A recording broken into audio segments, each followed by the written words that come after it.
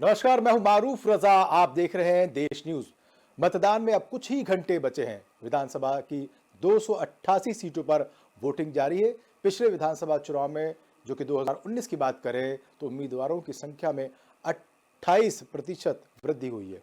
इस साल 4136 उम्मीदवार चुनावी मैदान में हैं, जबकि 2019 में 3239 उम्मीदवार मैदान में थे।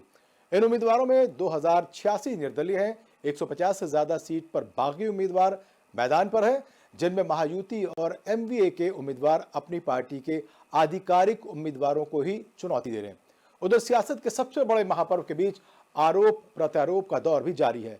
महाराष्ट्र में बिटकॉइन का मामला तूल पकड़ता जा रहा है। मतदान के बीच ही गौरव मेहता के घर ईडी की टीम पहुंच चुकी है, जो कि मामले में छानबीन कर रही है। झारखंड की बात कर लें तो विधानसभा चुनाव के दूसरे और अंतिम चरण में 38 सीट के लिए कड़ी सुरक्षा व्यवस्था के बीच मतदान जारी है। दूसरे चरण के मतदान में सोरेन परिवार के 4 सदस्यों हेमंत सोरेन, कल्पना सोरेन, सीता सोरेन और बसंत सोरेन की सियासी किस्मत दांव पर लगी है। दरअसल इस विधानसभा चुनाव में सोरेन परिवार के मुखिया शिबू सोरेन चुनाव प्रचार में पूरी तरह से दूर रहे। हालांकि जेएमएम के पोस्टर बैनर पर उनकी तस्वीरें जरूर लगती रही, लेकिन बढ़ती उम्र और खराब सेहत की वजह से चुनावी सभाओं से वो दूर ही रहे। वे मतदान के बीच धनबाद में भारी हंगामा देखने को मिला। बागमारा विधानसभा के कतरास में बीजेपी समर्थक और निर्दलीय प्रत्याशी रोहित यादव समर्थकों के बीच हंगामा रहा। वोटरों को लुभाने के लिए लगातार हंगामा करते रहे रोहित यादव के साला योगेंद्र यादव के बीच बीजेपी प्रत्याशी शत्रुघ्न महतो समर्थकों ने भी पिटाई की। मौके पर स्थिति तनावपूर्ण बनी हुई है। इन तमाम चीजों के बीच में एक यूपी का भी पूरा मामला है, जहां पर 9 विधानसभा सीटों के उपचुनाव की वोटिंग हो रही है। पहचान पत्र में बुर्का भी एक बड़ा मुद्दा बना हुआ है। हालांकि इसमें इंटरवीन करते हुए जिस तरीके से इलेक्शन कमीशन सामने आया, वो लगता है कि कहीं ना कहीं मामला सुलझ जाएगा। वही समाजवादी पार्टी ने पुलिस प्रशासन पर सत्ताधारी दल के दबाव में उसके मतदाताओं को वोटिंग से रोकने का आरोप लगाते हुए चुनाव आयोग से शिकायत की है। चुनाव आयोग ने सपा की शिकायत पर कानपुर से लेकर के मुरादाबाद और मुजफ्फरनगर तक एक्शन लेते हुए आधा दर्जन से अधिक पुलिस अधिकारियों को सस्पेंड कर दिया है। झारखंड विधानसभा चुनाव के दूसरे और अंतिम चरण में 38 सीट के लिए कड़ी सुरक्षा व्यवस्था के बीच मतदान जारी है। दूसरे चरण के मतदान में सोरेन परिवार के तमाम सदस्य अपनी ताकत झोंक रहे हैं। लेकिन इसी बीच अखिलेश यादव का जो बयान आया, आइए पहले उसको सुन लेते और उसके बाद मेरे गेस्ट है उनसे आपका परिचय कराऊंगा और चर्चा को आगे बढ़ाऊंगा। आइए देखते हैं अखिलेश क्या कह रहे हैं।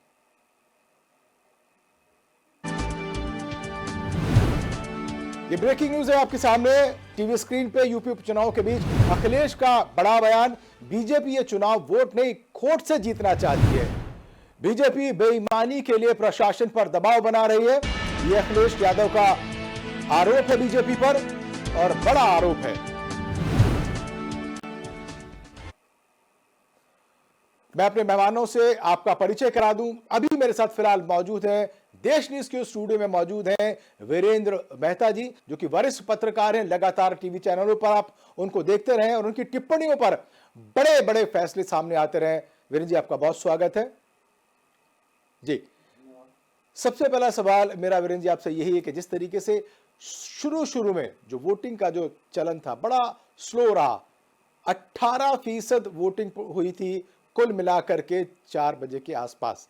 अब धीरे धीरे ट्रेंड बढ़ता जा रहा है। अब लग रहा है कि कहीं ना कहीं रफ्तार पकड़ी है, लेकिन पिछले बार के अगर मुकाबले में हम अगर तुलना करें तो अभी तक वो रफ्तार देखने को नहीं मिल रही है। इसके लिए आप किसको जिम्मेदार ठहराते हैं? देखिए, जो है चुनाव में इस बार बड़ी कंट्रोवर्सी दौर रहा, और खासकर चुनाव के 11th आवर में खत्म होते होते कल इतना ज़्यादा विवाद हो गया। एक तरफ नोटों का रहा विवाद, फिर दूसरी दफ़ा रात को ये बिटकॉइन शुरू हो गया। तो इसमें मतदाता भी देर रात तक बैठे यही सोचते रहे कि क्या हो क्या रहा है देश की राजनीति में। अब तक तो चुनाव में नारों का ही चल रहा था। जी जी जी। पिछले उसमें हाँ। कई तरह के ऑब्जेक्शनेबल नारे भी चले, और फिर आरोप प्रत्यारोप भी चलते रहे, जैसे आम तौर पे आम चुनाव में होता है। जी लेकिन कल का जो टाइम रहा उसमें जो है एकदम यू टर्न हुआ, और शाम होते होते नोटों का और फिर देर रात को बिटकॉइंस के जी विवाद ने हाँ बड़े बड़े नेताओं को जो है उनकी नींद हराम कर दी। और नेचुरली है फिर वो कार्यकर्ता और वो सब उनके ऊपर भी प्रभाव पड़ना था जी। हर एक पार्टी के। तो सुबह तक तो यही था। सर इन तमाम चीजों के बीच में बिटकॉइन भी था, पैसे भी थे, सब कुछ था, लेकिन क्या लगता है कि इनसे वोटर कहीं डाइवर्ट होता नजर आता, वोटर पे कोई असर या उसकी सोच पे कुछ असर पड़ता? नहीं, खास तो नहीं पड़ता।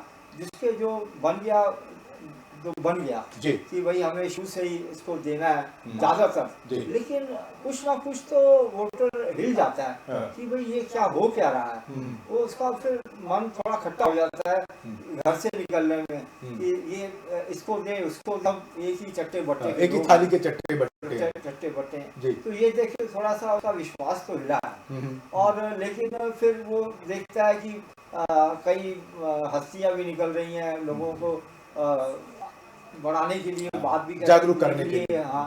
तो वो फिर धीरे टाइम से निकलना, एक दूसरे को देखा देखी में। अब मुझे लगता है कि ये शाम होते होते कुछ परसेंटेज बढ़ेगी इसमें। जी। और इसी तरह यूपी में हुआ कुछ विवाद सुबह से ही, जो है पहले कानपुर में फिर मीरापुर।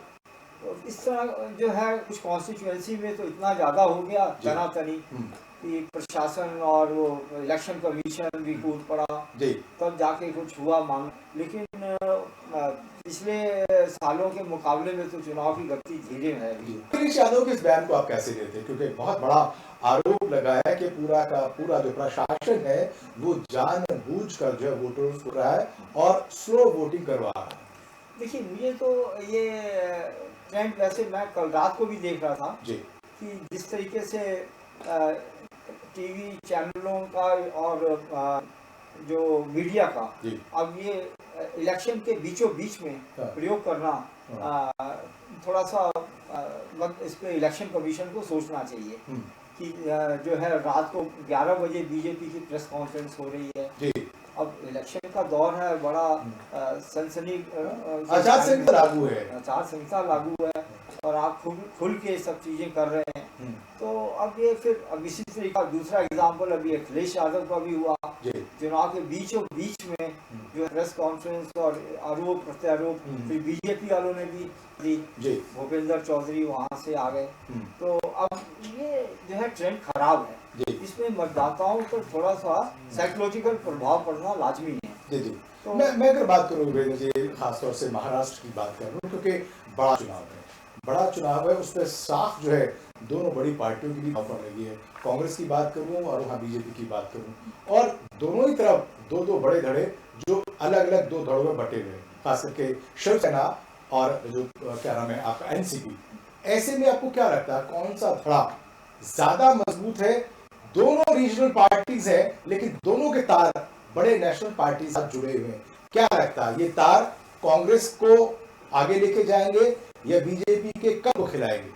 देखिए, कांग्रेस को तो मैं बहुत ही थोड़ा सा सिंपैथी से मैं देखता हूँ। अच्छा। कि कांग्रेस ने अपनी क्या हालत बनवा ली है, यहाँ यूपी में भी और महाराष्ट्र में भी बीच में पिचकते रहेगी कांग्रेस। अच्छा। कि कहीं भी लगता नहीं कि कांग्रेस को अपना कुछ इंडिपेंडेंट व्यक्तित्व जिसे कहते हैं, कुछ पहचान निकल के बाहर आनी चाहिए। और इतनी बड़ी सबसे पुरानी पार्टी होते हुए भी अब ये जो है क्षेत्रीय पार्टियों को, रीजनल पार्टीज के बलबूते पे ही अपना आगे बढ़ने की कोशिश करती है। हालांकि उनको आगे आना चाहिए था कांग्रेस को बढ़ के, और इस कांग्रेस को कोई ज्यादा मुझे नहीं लगता लाभ होने। यानी अगर मैं दूसरे मायने से निकालूं तो ये समझा जाए कि राहुल गांधी की जो संविधान बचाओ जो यात्रा है, जो बार बार रैलियों में कहते हैं, क्या उसका कुछ फायदा कांग्रेस चुनाव में?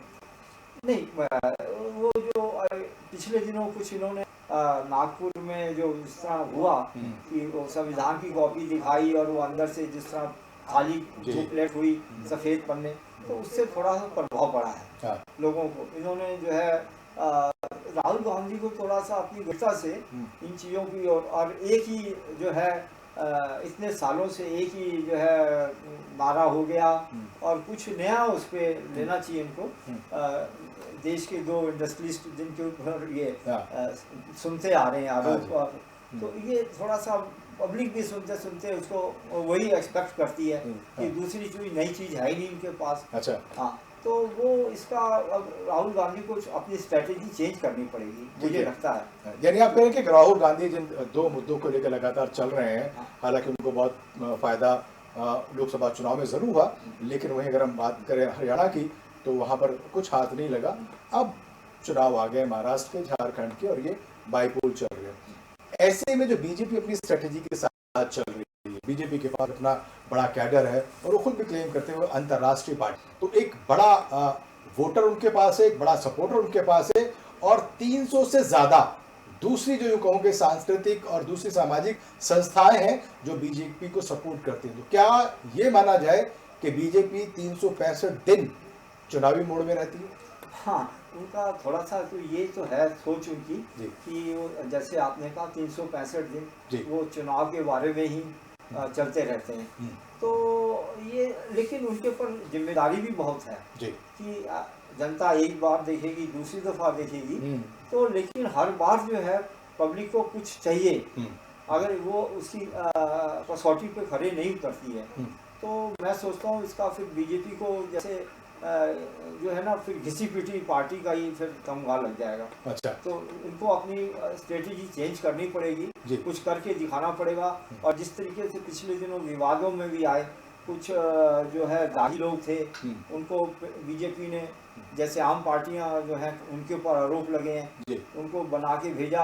और अभी हमने देखा इन चुनावों में जिस तरीके से जिन लोगों को शामिल किया वही बीजेपी के एजेंडे के खिलाफ खड़े हो गए। जैसे मेरा इशारा अशोक चौहान और अशोक चौहान है, अजीत पवार की बात कर रहे हैं। उन्होंने खुल के इनके कटेंगे बटेंगे वाला का जो है नारे का विरोध किया।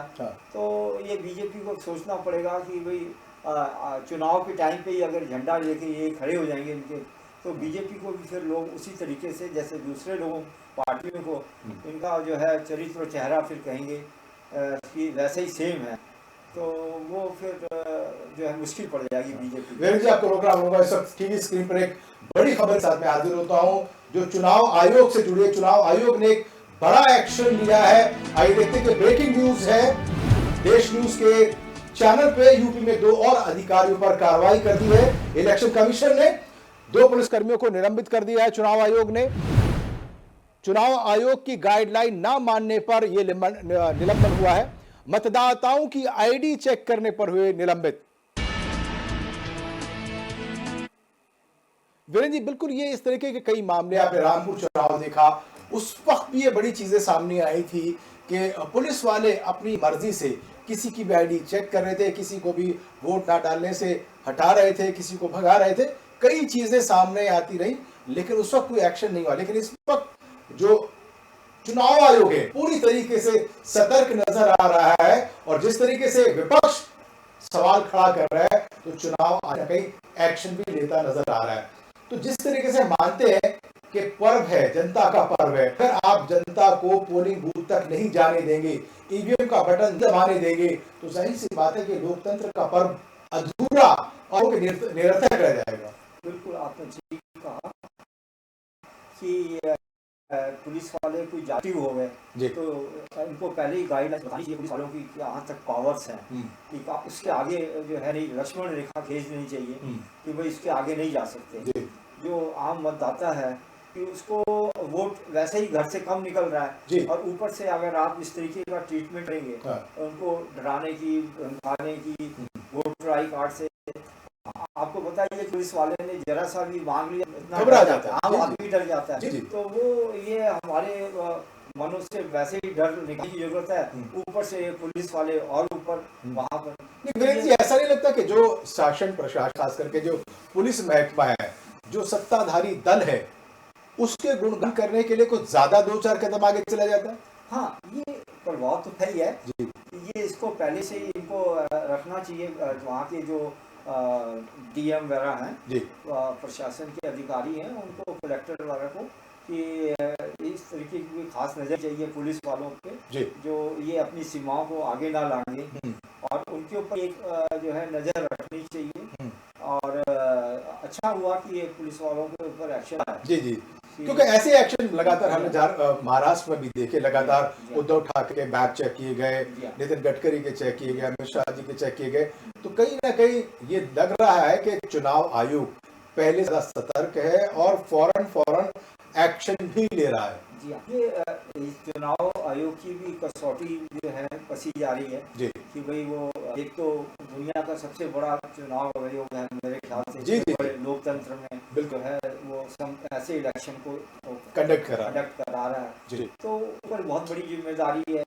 और उसको जिम्मेदारी को कसौटी पे खरा उतरना, ये तो काम उसको करना ही पड़ेगा। तो जो है देश का लोकतंत्र खतरे में पड़ जाएगा जी और उसका आदमी का विश्वास भी दिख जाएगा। सही बात है। तो इसके लिए चुनाव आयोग को समय समय पर समीक्षा करनी चाहिए, जी गाइडलाइंस का देखना चाहिए अगर पालन हो रहा है कि नहीं हो रहा। और जो कलेक्टर्स हैं या प्रशासन के अधिकारी हैं उनको सतर्क करते रहना चाहिए।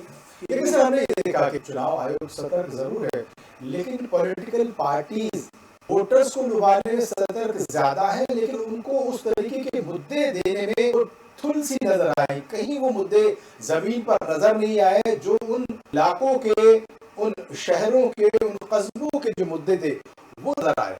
हाँ, इस बार ये तो देखा है कि जो हैं जी राज्यों के अपने महाराष्ट्र है, झारखंड का है, जी तो वो कम हो गए और जो है दूसरे तरीके के और दूसरी चीजें जो है सामने ज्यादा आ रही थी।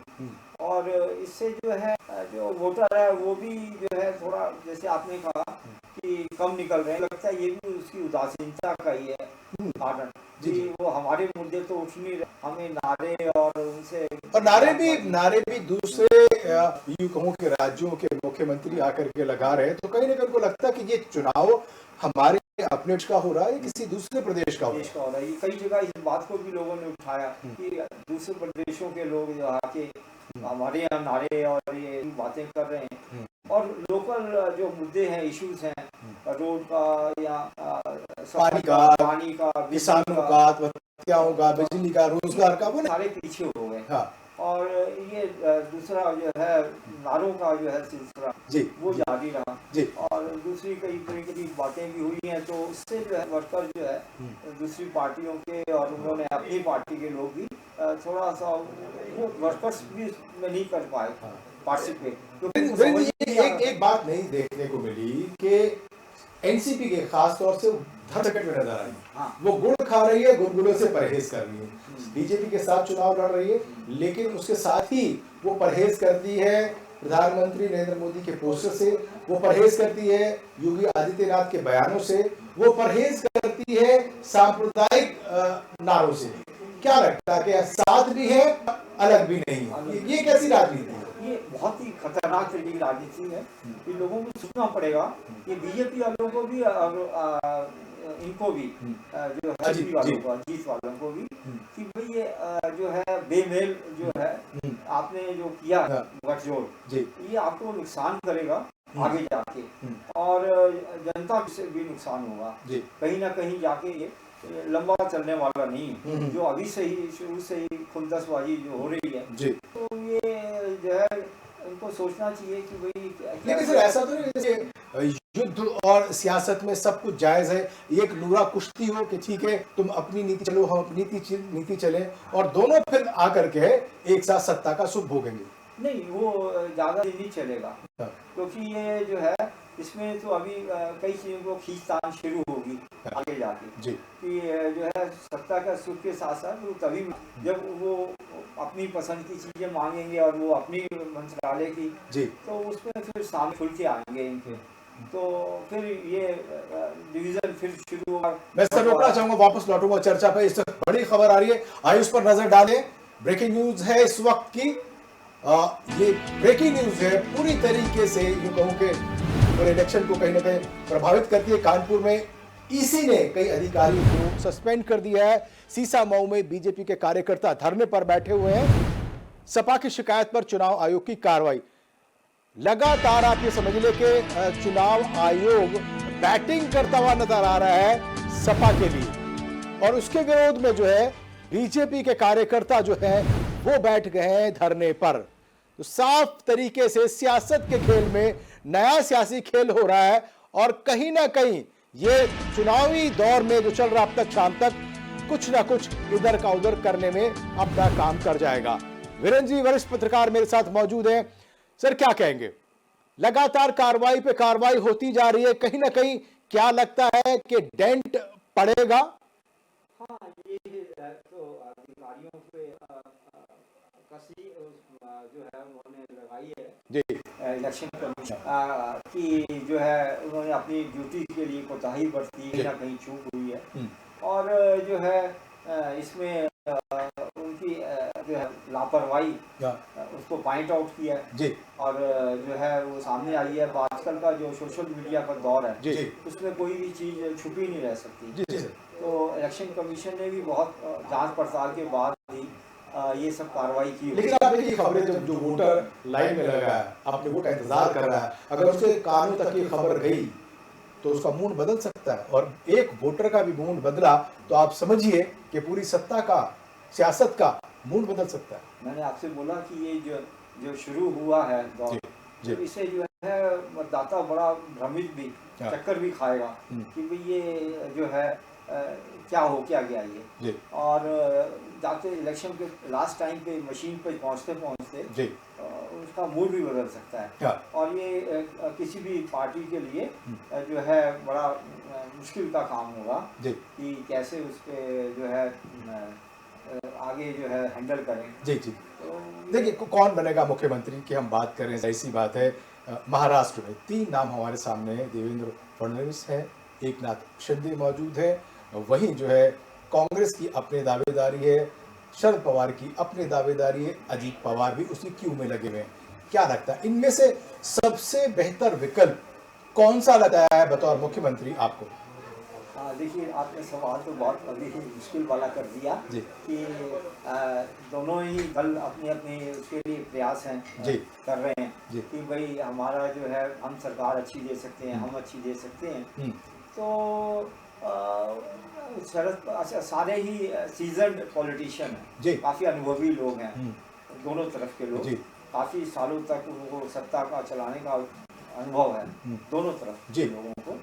तो अभी जब ये तो अभी सर चाचा भतीजे पर भारी नजर आ रहे हैं, भतीजा जो है चाचा पर, ये तो ये अभी देख के तो यही लग रहा है कि भतीजा जो है वो ज़्यादा ही एक्टिव हो गया है, क्योंकि उसके पास चुनाव चिन्ह भी चाचा का आ गया है। तो हालांकि वो दूसरे वाले, लेकिन चाचा को सियासत का चाणक्य कहा जाता है वीरेंद्र जी। हाँ, लेकिन इस बार कुछ ऐसा हुआ है कि जो चुनाव चिन्ह लेकर और इन्होंने जो भतीजे ने बगावत का बिगुल बजाया और कुछ कमज़ोर भी दिखाई पड़े चाचा भी, क्योंकि अब उम्र के हिसाब से कुछ इनकी, उन्होंने बीच में थोड़ी सी घोषणा भी की कि मैं राजनीति से संन्यास ले लूँगा।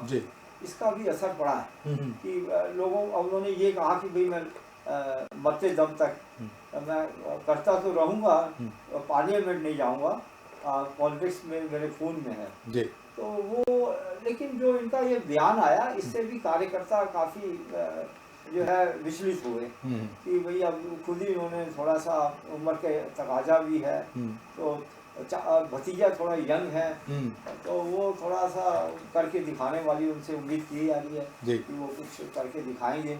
लेकिन सर जैसे जैसे कैंपेन हुआ, कैंपेन में बीजेपी को मैं कहूँ कि उसने पूरी ताकत झोंकी, प्रधानमंत्री, गृह मंत्री और तमाम बड़े नेता और तमाम जो फायर ब्रांड जो बीजेपी की, वो सारे के सारे मौजूद रहे। खुद महाराष्ट्र के जितने भी बड़े सियासी जो लोकसभा और राज्यसभा के, वो मौजूद रहे। ऐसे में अगर मैं कैंपेन की बात करूं तो कितना इफेक्टिव और कितना इंप्रेसिव कैंपेन आपको लगता है, कांग्रेस वाले धड़े का या बीजेपी वाले धड़े का? नहीं, इस मामले में तो बीजेपी वालों ने काफ़ी जोर शोर से किया है, जी इसमें कोई दो राय नहीं है, क्योंकि कोई भी ऐसा दिल्ली का भी कोई बड़ा लीडर ऐसे नहीं था जी राजधानी से या प्रदेशों से बीजेपी के हम्म, जो वहाँ ना पहुँचे हों जी प्रचार के लिए। उन्होंने तो दम लगाया है, और कांग्रेस के पास ये अपने स्तर के जो लीडर थे, और उन्होंने कोशिश तो की, जी लेकिन वो इतना प्रभावशाली तरीके से मैं नहीं समझता कि वो जो कांग्रेस के वर्कर हैं शुरू से, हाँ, वो तो पार्टी के लिए हैं जरूर, और उसका आपने पार्लियामेंट में देखा भी है। जी जी तो कांग्रेस के जो देने वाले हैं वो कांग्रेस को ही देंगे, और बीजेपी के भी ऐसे ही कैडर है तो देंगे, लेकिन प्रचार के मामले में बीजेपी ने कोई कसर नहीं छोड़ी, चाहे प्रधानमंत्री हो, चाहे अध्यक्ष हो, अमित शाह जी हो, या ये अभी नड्डा जी हो जो समान अध्यक्ष हैं। तो इस तरीके से जो है बीजेपी ने तो पूरा जोर लगाया था। अब ये देखना है कि किसके उसमें वायु में है दम, दिखाई पड़ेगा जी किसमें कितना दम, क्योंकि अभी थोड़े दिनों पहले दम देखा, हमने हरियाणा में दम देखा, दम जो है वो दिखाया जा रहा था कि कांग्रेस का बड़ा दम है, लेकिन जब एग्जैक्ट पोल आए, नतीजे आए, तो दम किसी और का निकल गया, दम किसी और का दिख गया। हाँ, तो ये तो राजनीतिक में है ही है, दांव पेच कि लास्ट तक कुछ कहा नहीं जा सकता कि भाई कहाँ पर किसकी चीज हो जाए। अब ये जो कल नोट कांड हुआ है, इसका कितना असर जो है हमें देखने को मिलेगा 23 तारीख को, ये तो पता चलेगा। अब मुझे तो यही देख के लग रहा है कि जरूर कुछ ना कुछ तो इसका जनता पे प्रभाव थोड़ा बहुत तो पड़ना है। जी जी मैं हम अगर महाराष्ट्र में चलूँ, झारखंड की बात करूँ, झारखंड में बड़ा मुद्दा है, वहाँ पर जिस तरीके की चीज़ें हो रही है, हेमंत सोरेन जो है जेल काट करके वापस पहुंचे, क्या सिंपैथी वोट, हमदर्दी का वोट प्रदेश की जनता हेमंत सोरेन की झोली में डालेगी या उनको सत्ता से बाहर निकालेगी, क्या कहते हैं? देखिए, हेमंत सोरेन के मामले में सिंपैथी वाला एक तो फैक्टर था जी, लेकिन इस दौरान जो जिस तरीके से जो छापे पड़े हैं और उनके पीए के या उनके सेक्रेटरी के यहाँ से जो करोड़ों रुपए बरामद हुए हैं, वो भी जनता ने देखा कि भाई इतना पैसा बरामद हो रहा। आज भी मैं देख रहा था कहीं कि भाई आज भी कहीं छापा पे पड़े हैं साथ साथ। तो इस तरीके से वो जो है जनता दोनों चीजें देख रही है कि भाई एक तरफ संपैथी है तो दूसरा लूट खसौट भी मची है, हमारे पैसा इधर से उधर गया है। तो जनता को डिसाइड करना है कि क्या करेगी, और वो अपनी अपनी नज़र से। और मुझे नहीं लगता कि जो है राजनीति में कोई जो है सिंपैथी ज़्यादा ही, अब लोग बहुत ज़्यादा सोशल मीडिया और इन चीज़ों से जुड़ गए हैं, तो उसका कोई ज़्यादा प्रभाव पड़ता है। वोटर अब ज़्यादा जागरूक हो गया है इसकी वजह से। तो इस वजह से ज़्यादा सिंपैथी की वजह से तरफ जाएगा। क्या एंटी इनकम्बेंसी फैक्टर भी आपको लगता है झारखंड में कि कुछ ऐसा हुआ हेमंत सोरेन को बाहर जाना पड़ेगा? ये हेमंत सोरेन मामले में तो उनके घर में ही जो है उनके भाई और वही उन्होंने विद्रोह कर दिया, खुल के आ गए। तो एंटी की वही थोड़ा जरूर फैक्टर होगा कि लोग चाहते हैं परिवर्तन, कि वहाँ पर कल नहीं देख रहे थे हम, तो वो वहाँ लोग यही कह रहे थे कि इस बार कुछ परिवर्तन चाहते हैं झारखंड में। तो बीजेपी ने वहाँ कई दिन से अपने शिविर लगा रखे हैं, कोई भी ऐसा नेता नहीं है बीजेपी का जो वहाँ ना पहुँचा हो। फिर बीजेपी तो जाहिर सी बात है वो 365 दिन बिल्कुल चुनावी मोड में रहती है और एक्टिव पार्टी है, कैडर बेस्ड पार्टी है, लेकिन जिस तरीके से हम यूपी की बात कर रहे हैं, लगातार एक्शन लिए रहे हैं इलेक्शन कमीशन के द्वारा, वहाँ पर जो गणित है तरीके से, क्योंकि शुरुआती दौर से जो ट्रेंड चल रहा है बड़ा स्लो, वोटिंग जो परसेंटेज है बहुत स्लो है। उत्तर प्रदेश में खासतौर से हम नोएडा में बैठे हैं, गाजियाबाद में तो हद से ज़्यादा स्लो है, महाराष्ट्र का हमने देखा वो भी स्लो है, झारखंड में जरूर ज्यादा है, लेकिन यूपी की जो 9 सीट है वो बड़ी यूं कहूं कि महत्वाकांक्षी हैं। अभी लोकसभा चुनाव में वहां भी जो डेंट पड़ा है, क्या इन 9 सीटों की भरपाई करके बीजेपी उस डेंट से उभर पाएगी, या जो साइकिल का जो लौंडा है अखिलेश, वो कुछ कर पाए? हाँ, अभी तो ये तो आपने बहुत अच्छा सवाल किया कि बीजेपी के लिए बहुत बड़ी एक चुनौती भी है। जी 27 का इलेक्शन है जी और ये 9 सीटों पे इसको भी लेने की बहुत बड़ी इनके सामने चैलेंज है और अखिलेश के सामने भी है कि भाई जो है उसने ओपनली इनको चैलेंज चैलेंज दिया है कि हम 27 में हमारा ही चलेगा। तो अब वो लेकिन जनता जो है यहाँ पर ये चुनाव हो रहे हैं जी ये ज़्यादातर सीटें पहले समाजवादी पार्टी के पास ही नहीं थी। जी तो इसमें जो है ज़्यादातर सीटें इसमें पहले समाजवादी पार्टी के पास रही हैं और बीजेपी जो है जैसे कटहरी में वो कभी आई नहीं। सिर्फ 2 इलेक्शन चुनाव में बीजेपी के पास है और बाकी तो हमेशा ही समाजवादी पार्टी है। जी तो कुछ ऐसे इलाके हैं जी जी तो उसमें बीजेपी के लिए मुश्किल तो आएगी। तो मैं ये तो नहीं कह सकता कि 9 की 9 सीटें बीजेपी जो है ले जाएगी। जी थोड़ा सा परिवर्तन जरूर होगा जी जी और लेकिन बहुत ज़्यादा सीटों की उम्मीद बीजेपी को भी नहीं करनी चाहिए। यहाँ शुरू से ही मान के चलना चाहिए बीजेपी को कि ज़्यादा बहुत बड़ा परिवर्तन नहीं होगा। जी जी ठीक बात है। उम्मीदों पर जहां कायम है और जितनी भी पार्टियां उनके अपने अपने दावे हैं, अपने वादे हैं और कोई भी हारने के लिए चुनाव नहीं लड़ता। जी हर कोई जीतना चाहता है, जीतने के लिए वो किसी भी तरीके को अपना सकता है, किसी भी हद तक चाहे बिटकॉइन हो, वो चाहे पैसों को बांटना हो या लुभाना हो, हर किसी तरीके के जो है वो तरीके मौजूद है ताकि जनता उनकी तरफ आकर। लगातार हम बात कर रहे हैं चुनाव की और चुनाव में लगातार ये बात हो रही है कि जो राजनीति है। प्रियंका इस वक्त मेरे साथ मौजूद है, प्रियंका रावल। आइए सीधा चलते हुए प्रियंका रावल से बात करते हैं कि क्या अपडेट है और किस तरीके का माहौल है। प्रियंका, अभी जिस तरीके से चीजें चल रही हैं, शुरुआती दौर पे वोटिंग जो है परसेंटेज लोग घर से बाहर नहीं निकल रहे थे, अभी क्या रुझान मिल रहे हैं वोटर घर से? किस तरीके की आपको चहलकदमी वहां पर नजर आ रही है? जी मानव जी, इस वक्त देश की टीम और मैं यहाँ मौजूद हूँ करहल विधानसभा क्षेत्र में।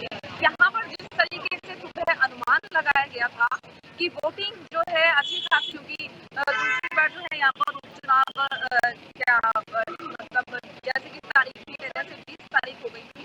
तो अभी यहाँ पर जो मैं आपको रुझान बताना चाहती हूँ, 11 बजे तकरीबन था, सिर्फ और सिर्फ 9-9.5% मतदान जो 12 बजे की बात की जाए तो 21% तकरीबन 10 से 12% जो है। अगर अभी वर्तमान की बात की जाए तो करहल विधानसभा क्षेत्र में 44% मतदान अभी किया गया है।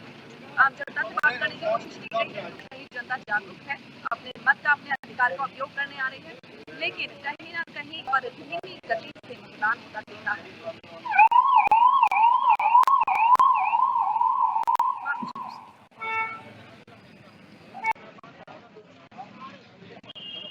लगातार इलेक्शन कमीशन जो है वो एक बाद एक एक्शन लेता जा रहा है। जिस तरीके से सपा अध्यक्ष अखिलेश यादव जो है कि पुलिस वाले जो हैं वो लोगों के जबरदस्ती आई कार्ड वोटिंग बूथ तक जाने नहीं दे रहे हैं।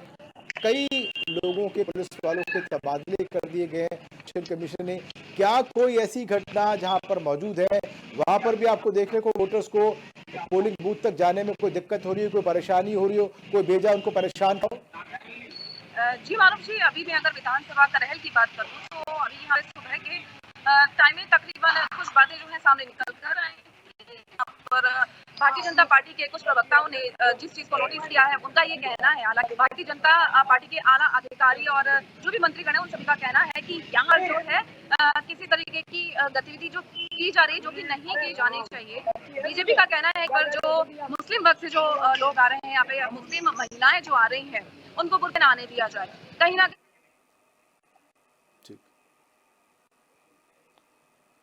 बहुत शुक्रिया प्रियंका, आप बने रहे वहां पर। इस वक्त बड़ी खबर आ रही है झारखंड से, आइए नजर डालते हैं कि आखिर वो बड़ी खबर क्या है। आइए आपको दिखाते हैं झारखंड से ये ब्रेकिंग न्यूज।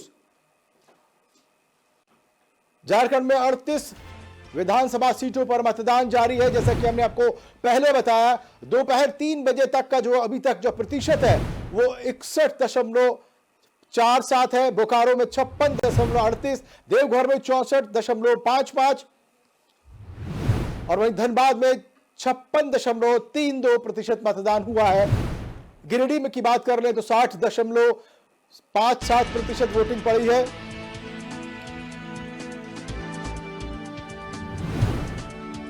तो झारखंड में जो 38 सीटों पर मतदान हो रहा है, ये उसके वोटिंग प्रतिशत है जो महाराष्ट्र के मुकाबले में कहीं ना कहीं बेहतर दिखाई दे रहे हैं। लेकिन ये कितना तब्दील होंगे वोटर्स में और वोट्स में, वो ईवीएम की मशीन जब खुलेगी तब सामने आ जाएगा कि ये किसकी तरफ जा रहे थे। वीरेंद्र जी, झारखंड की हम बात कर रहे थे लगातार, और जिस तरीके से ये आंकड़े हमने देखे कहीं ना कहीं सुकून दे रहे हैं। हालांकि ज्यादातर जो एरिया है वो नक्सलाइट एरिया है, कहीं दबे कुचले लोग हैं, लेकिन वो अपने वोटिंग राइट्स को, अपने राजनीति को बेहतर तरीके से जानते हैं और ये जानते हैं कि अगर आज घर से बाहर नहीं निकले तो पता नहीं कौन सा व्यक्ति उनके सर पे आ जाएगा और उसकी बात को, उसके शासन को उनको मानना पड़ेगा। जी हाँ, ये तो बहुत बड़ी आपने जो अभी बताया मुझे कि नक्सलाइट जो है वहाँ पर बहुत एक्टिव हैं उस एरिया में जी। तो वो जो है उनके लिए बहुत बड़ा जो है एक चैलेंज भी है कि भाई अब इस समस्या से जूझना है, निकलना है जी। और सरकार जो स्थायी होगी, स्टेबल होगी, स्ट्रॉन्ग सरकार होगी, वही समस्या से डील कर सकेगी जी। अच्छे तरीके से। उनको मालूम है इस बात को। आजकल की ग्रामीण, मैं नहीं कहता कि भाई ग्रामीण है कोई भी है, आजकल ये मोबाइल संस्कृति ने ऐसा सबको ट्रेन कर दिया है कि आपको पता है ये झारखंड जामताड़ा के लिए इतना मशहूर है जी जी। तो वहाँ से पूरे हिंदुस्तान की जो ठगी का नेटवर्क वहाँ से जुड़ा हुआ है जी। तो इसलिए जो है लोग इस बात को समझते हैं कि कौन सी सरकार चाहिए हमें और क्या क्या वहाँ पर किया जा सकता है, अच्छा जो है विकास का हो। और सरकारें वहाँ की जो भी आई जी, वहाँ पर हमें सबको पता है वो बड़ा जो है संसाधन वाला जी जी जो है राज्य है जी। जितनी माइंस और जितना कुछ वहाँ पर है, खजाने हैं जी, वो एक सबसे रिचेस्ट स्टेट है जी। और कोई भी सरकार आए, वो चाहे कोई भी आए, तो उसका एक अच्छा वो बन जाता है खाने पीने का, आराम से चलाने का सरकार जी जी। तो वो जो है इस बात की भी सरकारों को भी है कि भाई हम इस स्टेट पे कैसे रखें काबू जी। और इसको ज़्यादा भी दोहन ना होने दें, कोई दूसरा ना करे और राज्य का विकास हो। तो ये सब चीज़ें हैं दिमाग में लोगों के भी कि हमें स्थायी सरकार चाहिए और अच्छी चाहिए। तो मैं सोचता हूँ कि लोग देख के ही अपना मतदान करेंगे। और जैसे कि आपने कहा कि एंटी कंपल्सी का भी एक रीज़न है वहाँ पर ज़रूर। और हेमंत सोरेन जो अभी आए हैं वहाँ से निकल के जी, जेल से काफ़ी टाइम लगा के आए हैं, 8-9 महीने जी। तो वो उसका भी ज़रूर असर पड़ा है कि लोग सवाल करते हैं कि अगर ये इन्होंने नहीं किया तो जेल क्यों गए जी जी, अगर कुछ किया नहीं तो जेल में कैसे आ गए जी। तो अब कहीं ना कहीं आप ये कह रहे हैं कि हेमंत सोरेन की जो शख्सियत पर जो इमेज पर डेंट जरूर पड़ गया है। बिल्कुल। मैं चलते एक सवाल उत्तर प्रदेश की तरफ जा रहा हूँ, क्योंकि लोकसभा चुनाव में जिस तरीके के आंकड़े सामने आए, इस तरीके से फायर ब्रांड जो वहाँ के चुनाव वो है मुख्यमंत्री योगी आदित्यनाथ, उनका अपना एक जलवा है। वो जहाँ भी जाते हैं खास तौर से बोलते हैं और उनका असर दिखता है और वो कहीं ना कहीं चुनाव मुद्दों में तब्दील होता है। महाराष्ट्र में भी हमने देखा, अगर 9 के 9 इधर से उधर हो गए तो योगी आदित्यनाथ का या तो पारी हो जाएगा या और कम, क्या लगता है? नहीं, ये जिनसे काफ़ी लंबे समय से योगी जी के ऊपर ये काफ़ी इन सीटों के ऊपर कैसे हमें दोबारा इनको रिकवर करना है। अभी चुनाव हो रहा है और इस पर कई बार आपको याद होगा अरविंद केजरीवाल ने शुरुआत की थी जी। केजरीवाल ने बोला योगी जी जो है 2 महीने में चले जाएंगे चुनाव के बाद। तो अभी कह रहे हैं 3 चुनावों के बाद इनका जाना तय है। तो इनकी पार्टी में भी अंदर से कई डिप्टी सीएम वगैरह ने 1-2 उन्होंने भी कई बार आवाज तो अंदर से की है, लेकिन अब जो प्रशासन चलाने का अनुभव है उसका कहीं ना कहीं उनको एक केंद्र सरकार को भी थोड़ा सा अभी तक तो साथ मिल रहा है जी। और सुना तो ये भी जाता है कि जैसे कहा भी जाता है कि आरएसएस का जो संघ कार्यालय से भी इनके अच्छे संबंध हैं और अभी पिछले दिन भागवत काफी दिन यहाँ रह के गए यूपी में जी जी और फिर मथुरा में इन्होंने कुछ उनके सुविधा रणनीति भी बनाई थी जी। तो वो योगी जी भी जो है बराबर के चल रहे हैं। अब देखिए इसका कहाँ ऊंट करवट वीरेंद्र मेहता जी, बहुत शुक्रिया आपका साथ देने के लिए और इस तमाम गुफ्तगू हमारे साथ रहने के लिए। लेकिन अभी जो है एक बड़ी खबर है उसको ले लेते हैं। फौरन टीवी स्क्रीन पर आपके नजर आएगी, देश न्यूज पर नजर आएगी ब्रेकिंग न्यूज। ये बड़ी खबर आप तक पहुंचा रहे हैं। बीजेपी प्रदेश अध्यक्ष भूपेंद्र चौधरी की प्रेस कॉन्फ्रेंस, सपा मुखिया अखिलेश यादव को घेरा। सपा मुखिया के आरोप हताशा का प्रतीक, सपा के हाथ से उपचुनाव निकल गया है। उपचुनाव सपा को कभी नहीं सुहाते। प्रदेश लाल टोपी वाले के कारनामे देख रही है। सपा ने गुंडागर्दी की हदें पार कर दी हैं। खुद इनके लोग गुंडाई कर रहे हैं, भूपेंद्र चौधरी का ऐसा कहना है। जाहिर सी बात है कि जिस तरीके की आरोप प्रत्यारोप का दौर जारी है, वही वोटिंग भी जारी है। जनता कतार में है, अपने नंबर का आने का इंतजार कर रही है। ईवीएम पर बटन दबाएगी और जिन निकलेगा वो तय कर देगा कि झारखंड में किसका मुख्यमंत्री बनेगा, महाराष्ट्र में किस पार्टी का मुख्यमंत्री बनेगा और उत्तर प्रदेश में 9 सीटों पर किसकी पौबारा होगी। अखिलेश की साइकिल दौड़ेगी या योगी आदित्यनाथ का जो है कमल फिर से खिलेगा। वीरेंद्र जी, आपका बहुत शुक्रिया समय देने के लिए। आप जुड़े रहे मेरे साथ और देश न्यूज में लगातार इन तमाम चुनाव चर्चाओं का दौर जारी है। कहीं ना जाएं, देखते रहें देश न्यूज। नमस्कार।